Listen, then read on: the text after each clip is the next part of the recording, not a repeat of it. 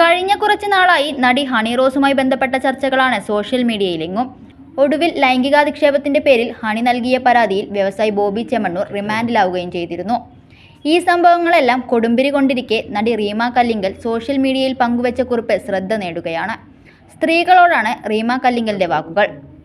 ഇടുമ്പോൾ ആത്മവിശ്വാസവും സുഖവും തോന്നുന്ന വസ്ത്രങ്ങൾ ധരിക്കണമെന്നും ലൈംഗിക ദാരിദ്ര്യം പിടിച്ച സമൂഹത്തെക്കുറിച്ച് ആശങ്കപ്പെടേണ്ടതില്ലെന്നും അതിനുള്ള സമയം നമ്മുടെ ജീവിതത്തിന് ഇല്ലെന്നും റീമ പറയുന്നു. പ്രിയപ്പെട്ട സ്ത്രീകളെ, ഇടുമ്പോൾ നിങ്ങൾക്ക് രസവും സുഖവും തോന്നുന്ന ഉടുപ്പിടുക. ആത്മവിശ്വാസവും സന്തോഷവും തോന്നുന്ന ഉടുപ്പുകൾ.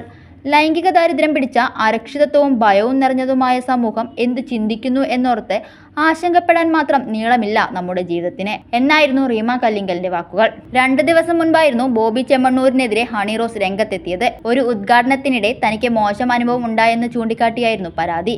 പിന്നാലെ ബോബിയെ പോലീസ് അറസ്റ്റ് ചെയ്യുകയും ചെയ്തിരുന്നു. കേസിൽ ബോബിക്ക് ജാമ്യമില്ലെന്ന വാർത്തകളും പുറത്തുവരികയാണ്. ജാമ്യാപേക്ഷ തള്ളിയതോടെ ബോബി ജയിലിൽ പോകും. നിലവിൽ 14 ദിവസത്തെ റിമാൻഡിലാണ് ഇയാൾ.